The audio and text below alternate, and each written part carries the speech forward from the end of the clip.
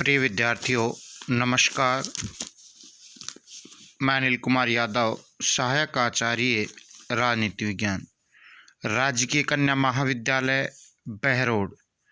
विद्यार्थियों, YouTube channel के इस वीडियो में आपका हार्दिक स्वागत और अभिनंदन। विद्यार्थियों, आज के इस वीडियो में हम उत्तर व्यवहारवाद का उदय और इसकी प्रमुख विशेषताओं पर चर्चा करेंगे। तो बात करते हैं विद्यार्थियों, उत्तर व्यवहारवाद का उदय। विद्यार्थियों, 20वीं शताब्दी के 7वें दशक तक व्यवहारवादियों की कमजोरियां प्रकट होने लगी थी और यह अनुभव किया जाने लगा कि राजनीति विज्ञान के अध्ययन को पुनर्गठित किया जाना आवश्यक है।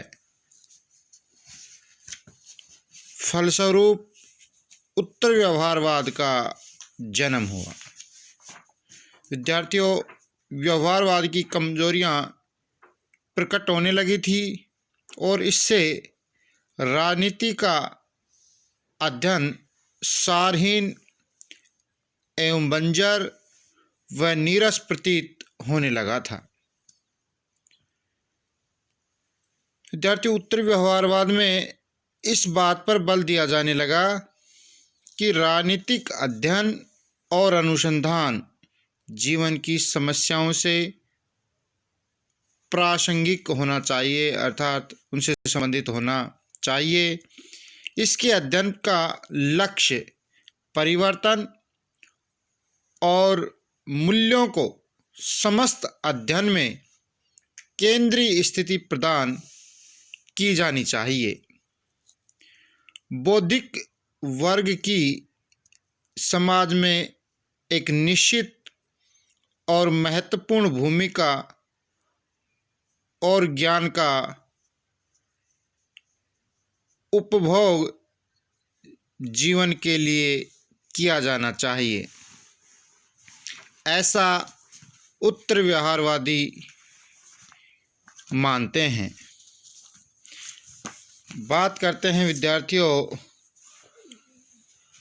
उत्तर व्यवहारवाद की विशेषताओं पर।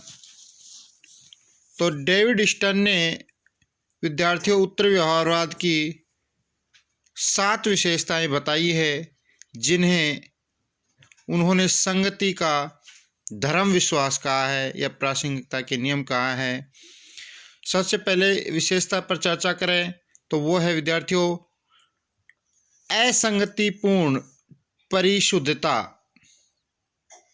की अपेक्षा अस्पष्ट होना बेहतर है। विद्यार्थियों, जहां व्यवहारवादी परिशुद्धता पर बल देते थे, चाहे वो प्रासंगिक हो या नहीं हो, परंतु यहाँ पर उत्तर व्यवहारवादी कहते हैं कि जो असंगतिपूर्ण परिशुद्धता की अपेक्षा अस्पष्ट होना बेहतर है, अर्थात वस्तु विषय प्रासंगिक होनी चाहिए। प्रासंगिकता पर अधिक बल देते हैं, जबकि व्यवहारवादी परिशुद्धता पर बल देते थे। तो विद्यार्थी, राजनीति शास्त्र के अनुसंधान में प्रविधि से पहले तथ्य को स्थान दिया जाना चाहिए। अन्वेषण के लिए संस्कारित उपकरणों का होना ठीक है, लेकिन इससे भी अधिक महत्वपूर्ण वह उद्देश्य है जिसके लिए उपकरणों का प्रयोग किया जाना चाहिए, अर्थात वो उद्देश्य को अधिक महत्वपूर्ण मानते हैं। विज्ञान का मूल मंत्र यह रहा है कि अस्पष्ट होने से गलत होना श्रेष्ठ है, यानी कि वो स्पष्टता पर बल देते हैं। उत्तर व्यवहारवादी इसकी एक नई शुक्ति से प्रतिस्थापित करना चाहेंगे कि असंगतिपूर्ण परिशुद्धता की अपेक्षा अस्पष्ट होना बेहतर है, यानी कि प्रासंगिकता को महत्वपूर्ण मानते हैं यहाँ पर उत्तर व्यवहारवादी। दूसरी विशेषता की बात करते हैं विद्यार्थियों, सामाजिक परिवर्तन न कि सामाजिक संरक्षण, अर्थात उत्तर व्यवहारवादी सामाजिक परिवर्तन पर बल देते हैं न कि सामाजिक संरक्षण पर। विद्यार्थियों, व्यवहारवादियों ने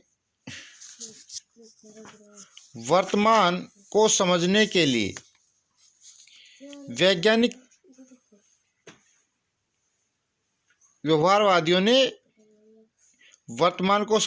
लिए वैज्ञानिक प्रविधियां अर्थात तकनीकियां प्रदान की है और मौजूदा समय को बनाए रखने में महत्वपूर्ण योगदान दिया है, पर वे समाज में परिवर्तन की दिशा और प्रवृत्ति को उजागर नहीं कर सके,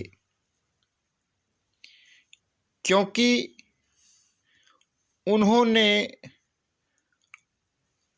अवलोकन से चिढ़ थी, अंतरावलोकन से चिढ़ थी। उन्होंने तथ्यों को सामाजिक परिवर्तन की शक्तियों के संदर्भ में समझने का प्रयास विद्यार्थियों नहीं किया। उन्होंने असामाजिक दशाओं की यथा स्थिति को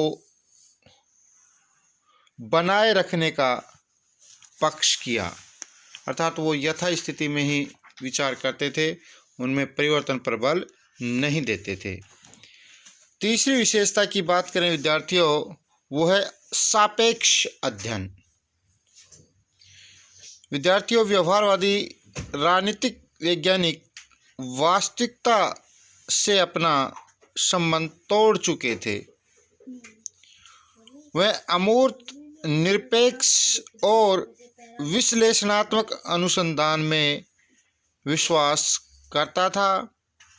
अभिनव राजनीतिक वैज्ञानिकों अर्थात उत्तर व्यवहारवादियों ने यह महसूस किया कि अब वे वास्तविक स्थिति से अधिक दिनों तक मुंह नहीं मोड़ सकते।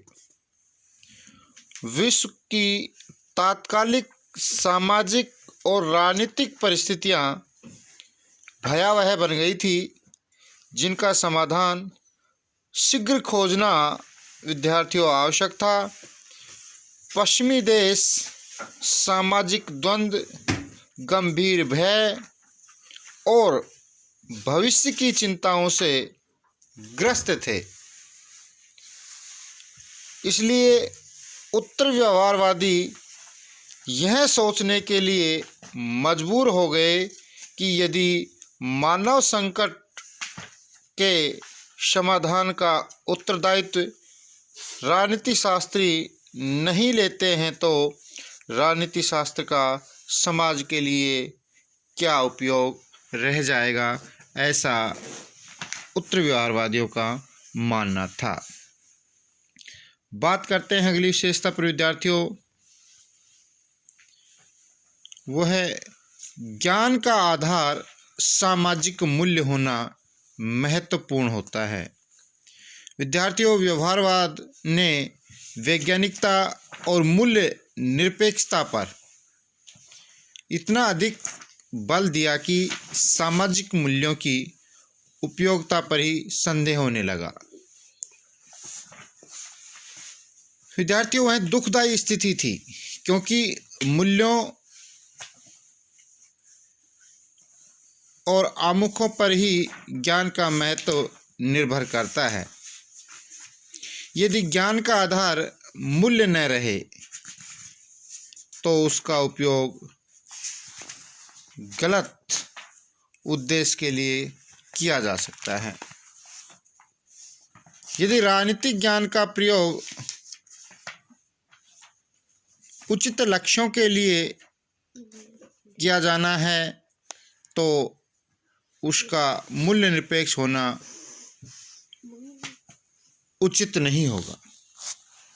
इस प्रकार विद्यार्थियों, अगली विशेषता पर चर्चा करें तो वह है राजनीति विज्ञान कोई यांत्रिक विज्ञान नहीं है जैसा कि व्यवहारवादी मानते हैं।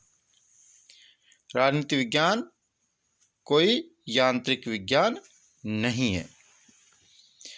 विद्यार्थी, व्यवहारवादियों ने राजनीति विज्ञान के अध्ययन की प्रविधियों एवं अभिकरणों पर अधिक बल देकर उसे यांत्रिक विज्ञान बना दिया। वहीं उत्तर व्यवहारवादियों ने राजनीति के विचारकों को बताया कि बुद्धिजीवी होने के नाते उन्हें समाज में महत्वपूर्ण कार्य करने चाहिए। सभ्यता के मानवीय मूल्यों की रक्षा करना उनकी जवाबदेही है। अगर तटस्थता और वस्तुनिष्ठता के नाम पर राजनीति शास्त्री स्वयं सामाजिक समस्याओं से अलग रहते हैं तो वे यंत्र मात्र बन कर रह जाएंगे।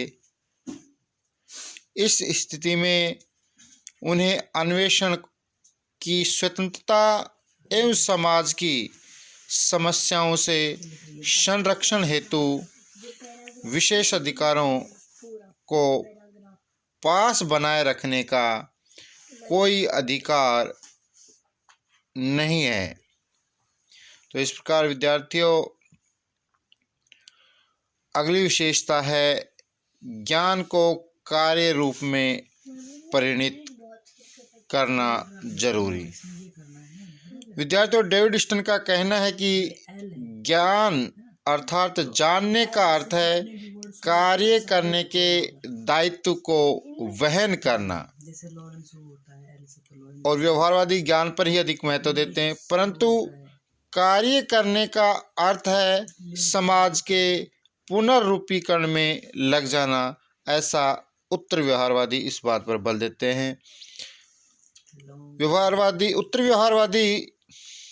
उत्तर व्यवहारवादी चिंतनशील होने की बजाय कार्य विज्ञान पर बल देते हैं।